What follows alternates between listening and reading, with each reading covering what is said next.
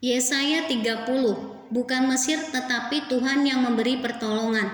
Celakalah anak-anak pemberontak, demikianlah firman Tuhan, yang melaksanakan suatu rancangan yang bukan daripadaku, yang memasuki suatu persekutuan yang bukan oleh dorongan rohku, sehingga dosa mereka bertambah-tambah, yang berangkat ke Mesir dengan tidak meminta keputusanku, untuk berlindung pada Firaun dan untuk berteduh di bawah naungan Mesir. Tempat perlindungan Firaun akan memalukan kamu, dan perteduhan di bawah naungan Mesir akan menodai kamu.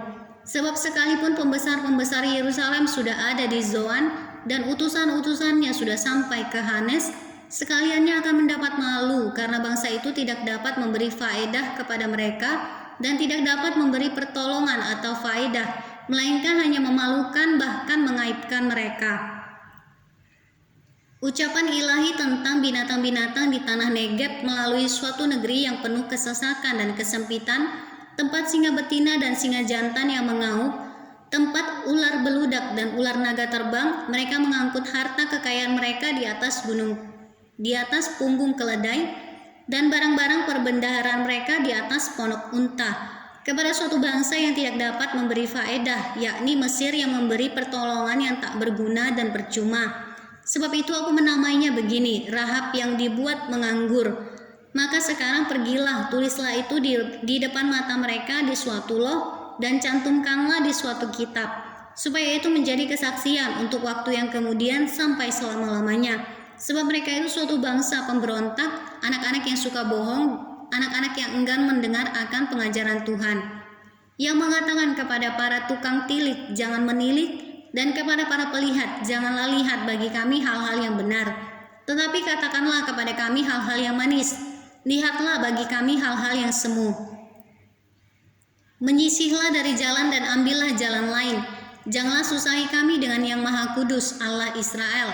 Sebab itu beginilah firman yang Maha Kudus, Allah Israel, oleh karena kamu menolak firman ini dan mempercayakan diri kepada orang-orang pemeras dan yang berlaku serong dan bersandar kepadanya, maka sebab itu bagimu dosa ini akan seperti pecahan tembok yang mau jatuh, tersembul keluar pada tembok yang tinggi, yang kehancurannya datang dengan tiba-tiba dalam sekejap mata, seperti kehancuran tempayan tukang periuk yang diremukkan dengan tidak kenal sayang, sehingga di antara rembukannya tiada terdapat satu keping pun yang dapat dipakai untuk mengambil api dari dalam tungku atau mencedok air dari dalam bak.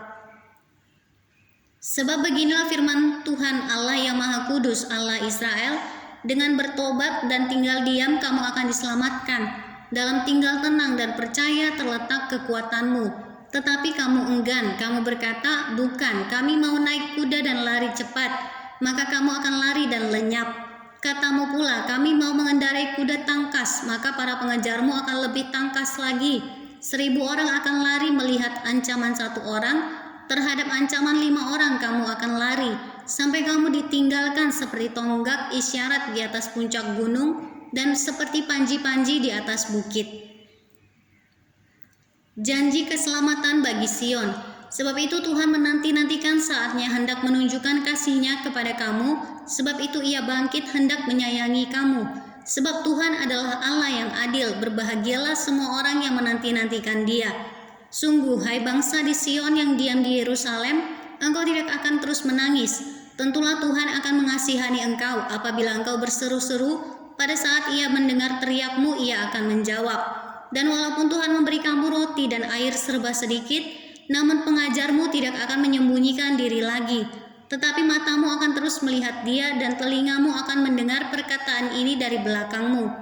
Inilah jalan, berjalanlah mengikutinya. Entah kamu menganan atau mengiri. Engkau akan menganggap najis patung-patungmu yang disalut dengan perak atau yang dilapis dengan emas.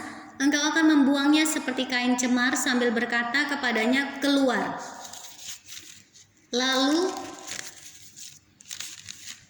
Tuhan akan memberi hujan bagi benih yang baru kamu taburkan di ladangmu, dan dari hasil tanah itu kamu akan makan roti yang lezat dan berlimpah-limpah. Pada waktu itu ternakmu akan makan rumput di padang rumput yang luas. Sapi-sapi dan keledai-keledai yang mengerjakan tanah akan memakan makanan campuran yang sedap, yang sudah ditampi dan diayak dari setiap gunung yang tinggi dan dari setiap bukit yang menjulang. akan memancar sungai-sungai pada hari pembunuhan yang besar apabila menara-menara runtuh. Maka terang bulan purnama akan seperti terang matahari terik, dan terang matahari terik akan 7 kali ganda, yaitu seperti terangnya 7 hari pada waktu Tuhan membalut luka umatnya dan menyembuhkan bekas pukulan. Hukuman Allah atas Asyur. Tuhan datang menyatakan dirinya dari tempatnya yang jauh, murkanya menyala-nyala. Ia datang dalam awan gelap yang bergumpal-gumpal, bibirnya penuh dengan amarah dan lidahnya seperti api yang memakan habis.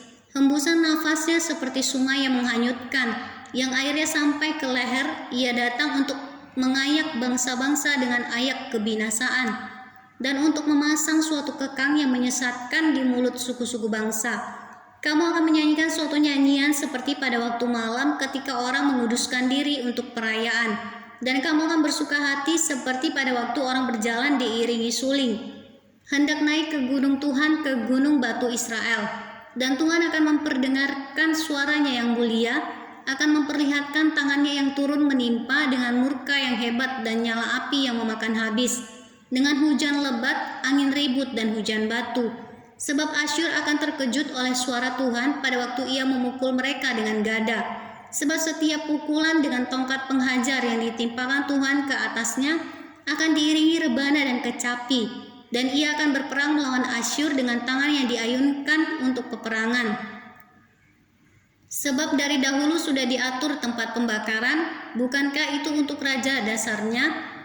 Dibuat dalam dan lapang, pancakannya penuh api dan kayu, nafas Tuhan menghanguskannya seperti sungai belerang.